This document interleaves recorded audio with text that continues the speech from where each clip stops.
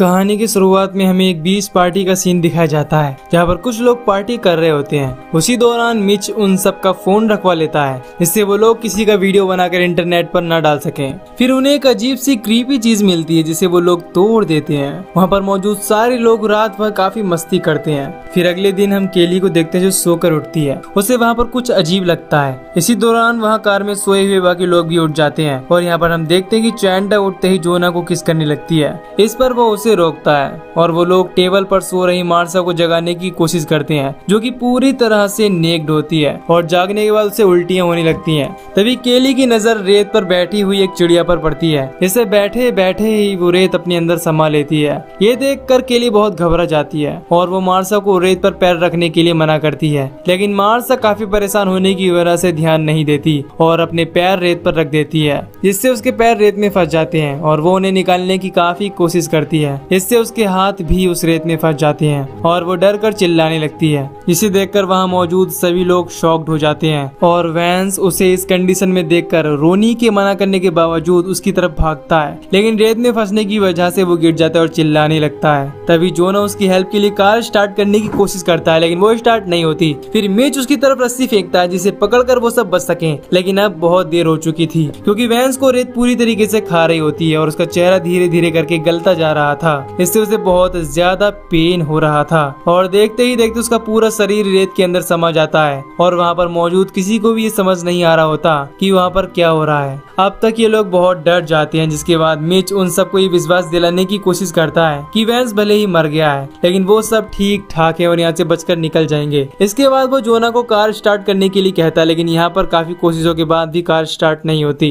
फिर केली रेत में अपने हाथ ऊपर से दिखाती है, इससे रेत में अजीब सी हलचल होने लगती है। फिर हम गिलवर्ट को देखते हैं जो ट्रैश कैन में फंसा हुआ होता है। वो जगने के बाद उन सबको आवाज देने लगता है जिससे वो उसे बाहर निकाल सके, लेकिन वो उसे हिलने के लिए मना करते हैं और कहते हैं कि इस रेत में कुछ है, अगर तुम इसमें गिर गए तो मारे जाओगे। लेकिन उसे इस बात पर यकीन नहीं होता और लगता है कि वो उसके साथ मजाक कर रहे हैं। पर मिच उसे विश्वास दिलाता है कि उनके पास 2 घंटे के अंदर हेल्प आने वाली है, इसीलिए उसे सिर्फ थोड़ी देर इंतजार करना है। इससे वो मान जाता है। फिर जब केली उससे पूछती कि उसने ऐसा क्यों किया तो वो बताता है कि इससे उसके पास एक उम्मीद होगी, क्योंकि बिना किसी उम्मीद के एक ट्रैश कैन में फंसे रहना उसके लिए नामुमकिन हो जाएगा। अब ये लोग वैसे ही काफी देर तक पड़े हुए थे तो केली उन लोगों से पूछती कि कल हमने इसी रेत में पार्टी की है, कल सब कुछ ठीक ठाक था, लेकिन आज ये रेत बिल्कुल बदल गई है। उसी समय वो लोग ध्यान देते हैं कि उन लोगों के अलावा पार्टी में मौजूद सारे लोग मारे जा चुके हैं और वो भी इसीलिए बच गए क्योंकि वो रेत के कांटेक्ट में नहीं है। ये जानकर सब बहुत ज्यादा दुखी होते हैं। इधर गिलवर्ट को बहुत ज्यादा पेन हो रहा था, इससे वो उन लोगों पर चिल्लाने लगता है और कहता है कि मुझे यहाँ से बाहर निकालो। इस पर जोना उसे समझाता है और उसे सनस्क्रीन लगाने के लिए देता है जिससे उसे धूप से कुछ राहत मिल सके। उसी समय उन लोगों की नजर उस क्रीपी चीज के एक हिस्से पर पड़ती है जो उन्हें रात को मिली थी।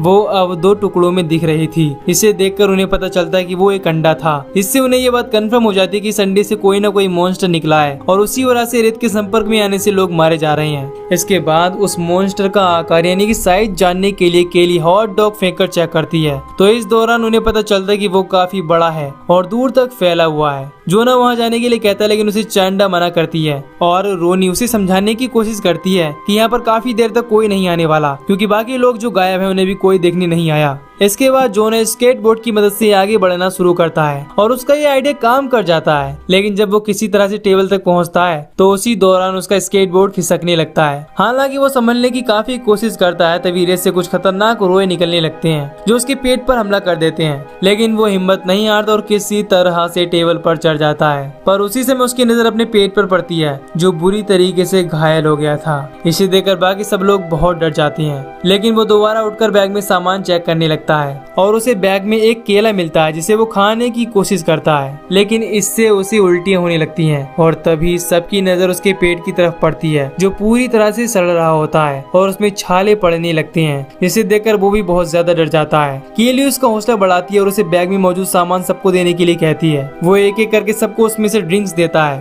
और साथ ही साथ उसके पेट में हुई छाले बढ़ने लगते हैं। और जब वो मिच को ड्रिंक फेंकता है तो खिंचाव पड़ने की वजह से उनसे ब्लीडिंग होने लगती है। इससे उसे बहुत ज्यादा दर्द होने लगता है। इस वजह से वो वहीं टेबल पर लेट जाता है और इस दौरान वो केली को ये विश्वास दिलाता है, उसे भरोसा दिलाता है कि वो उससे बहुत प्यार करता है। ये सुनकर वो बहुत ज्यादा इमोशनल हो जाती है। फिर उन सबको अपने मोबाइल की याद आती है जो कि कार की डिग्गी में पड़ा हुआ होता है। इसे निकालने के लिए उन्हें नीचे जाना पड़ेगा, लेकिन उन्हें किसी तरह डिग्गी को खोलने की कोशिश करती है, लेकिन वो इसमें नाकामयाब रहती है। फिर वो चाबी लेकर चैंडा की मदद से उसे खोलने की कोशिश करती है, लेकिन डिग्गी उसकी बॉडी में फंसने की वजह से पूरी तरह से नहीं खोल पाती, जिससे चैंडा को लगता है कि रोनी डिग्गी नहीं खोल पाएगी। और रोनी भी कहती कि मुझे इसको पूरा खोलने के लिए सहारा चाहिए, क्योंकि वो वहाँ पर खड़ी नहीं रह सकती। इसके बाद चैंडा उसे एक ब्लैंकेट पकड़ाकर उसकी मदद से उसे खोलने के लिए कहती है, लेकिन फिर भी वो इस काम में नाकामयाब रहती है। अब इसके बाद केली उसे फिश कैचर की मदद से खोलने के लिए कहती है और इस बार रोनी डिग्गी खोलने में कामयाब हो जाती है। तभी वहाँ पर बीच पेट्रोल का सुपरवाइजर आ जाता है। इसकी गाड़ी की आवाज की वजह से रोनी का ध्यान भटक जाता है और वो फिसल जाती है। इससे उसकी उंगलियां डिग्गी में दब जाती है और वो बुरी तरह से पेन से चिल्लाने लगती है। इधर केली, गिलबर्ट और मिच उसे गाड़ी से उतरने से रोकते हैं और सारी चीजें समझाने की कोशिश करते हैं, लेकिन वो उनकी बात बिल्कुल भी नहीं मानता। उसे ऐसा लगता है कि उन लोगों ने ड्रग्स ले रखी है, जिससे वो उन लोगों के मना करने के बावजूद गाड़ी से उतर जाता है और रेत में चलने लगता है, जिसे देखकर वो सब हैरान हो जाते हैं, क्योंकि वो रेत उसे कोई भी नुकसान नहीं पहुंचा रही थी। फिर जब वो जोना के पास पहुंचता है तो उसकी पेट की हालत देखकर उसे काफी अजीब लगता है। इसके बाद वो गिलबर्ट को उस कैन से बाहर निकालने की कोशिश करता है, लेकिन वो उसे नहीं निकाल पा रहा होता। इसके बाद वो कहता है कि मेरी टीम आएगी और तुम्हें निकालेगी।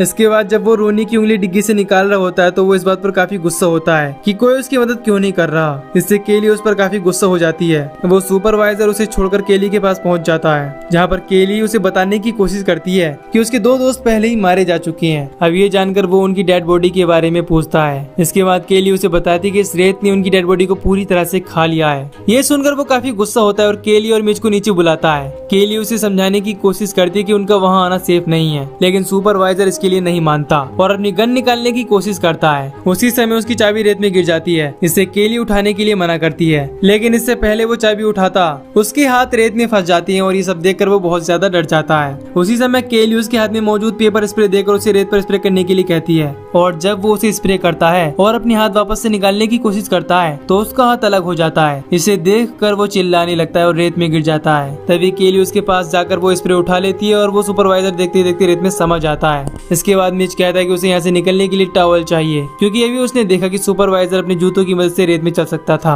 अब इसके बाद वो टॉवल्स लेने की कोशिश करता है, लेकिन रेलिंग गिरने की वजह से वो रेत में गिर जाता है और रेत से निकले बहुत सारे टेंटिकल्स उसका खून बुरी तरीके से चूसने लगते हैं और देखते ही देखते उसकी बॉडी को पूरी तरीके से खा जाते हैं। ये देखकर वो सब बहुत ज्यादा दुखी हो जाते हैं, लेकिन केली हिम्मत दिखाती है और वो चैंडा को रेलिंग उठाने के लिए कहती है। इसके बाद वो उसे एक और रेलिंग देती है और खुद भी वहीं से कार में कूद पड़ती है। वो वहाँ पहुँचते ही चैंडा को एक जोरदार पंच मारती है, क्योंकि पिछली रात उसी ने जोना को बहकाया था। फिर वो रोनी की डिग्गी में फंसी हुई उंगलियों को निकालने की कोशिश करती है और चैंडा की मदद से इस चीज में कामयाब हो जाती है। हालांकि इससे उसे काफी पेन हो रहा था, काफी दर्द हो रहा था। इसके बाद केली उसके हाथों में टॉवल बांध देती है, जिससे उसकी ब्लीडिंग कम हो सके। इधर गिलबर्ट की हालत बहुत ज्यादा खराब हो रही होती है। कैन में फंसी होने की वजह से अब उसे ब्लीडिंग भी हो रही होती है, जिससे रेत में मौजूद टेंटिकल्स उसकी तरफ अट्रैक्ट होने लगते हैं। इधर केली चैंडा की मदद से उन रेलिंग्स को जोना तक पहुंचने के लिए रेत में डालती है और उसकी मदद से चैंडा जोना के पास पहुंचती है। फिर केली रोनी को वहां से निकालने के लिए कहती है। वो कहती है कि मेरे हाथों से ब्लीडिंग हो रही है, इसके रेत में गिरने से वो उन टेंटिकल्स को अट्रैक्ट कर लेगी,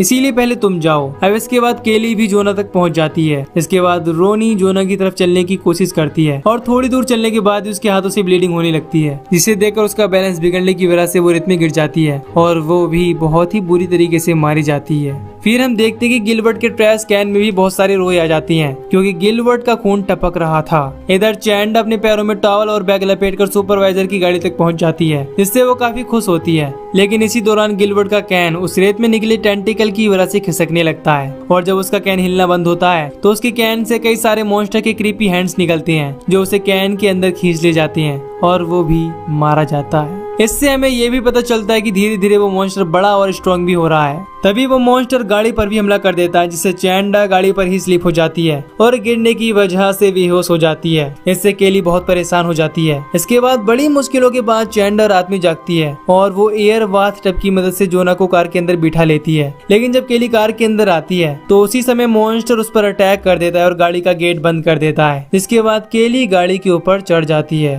तभी उसे गैसोलीन का एक ऑयल कैन मिल जाता है, लेकिन जैसे ही वो उसे उठाती है वो मॉन्स्टर उससे कैन छीन लेता है। इसके बाद वो दूसरा टैंक उठाकर गाड़ी की चारों तरफ रेत में डालती है और लाइटर की मदद से वहां आग लगा देती है और ऑयल गिरने की वजह से उस मॉन्स्टर के ऊपर भी आग लग जाती है। इससे वो बुरी तरह से जलने लगता है। लेकिन जब वो गाड़ी के अंदर जाती है तो वो मॉन्स्टर गाड़ी का गेट खोलने की कोशिश करता है। केली गेट को बंद कर लेती है। फिर वो मॉन्स्टर धीरे धीरे शांत हो जाता है और उन लोगों को नींद आ जाती है। अगली सुबह वहाँ पर एक आदमी आता है जो उन्हें उठाता है और इस समय जब केली गाड़ी से बाहर निकलती है वो काफी डर रही होती है। लेकिन जब वो रेत में पैर रखती है तो उसे महसूस होता है कि अब मॉन्स्टर मारा जा चुका है। इससे वो दोनों गाड़ी से बाहर निकलती हैं और वहाँ से चली जाती हैं। इधर हम जोना को देखते हैं जो कि अब मर चुका होता है।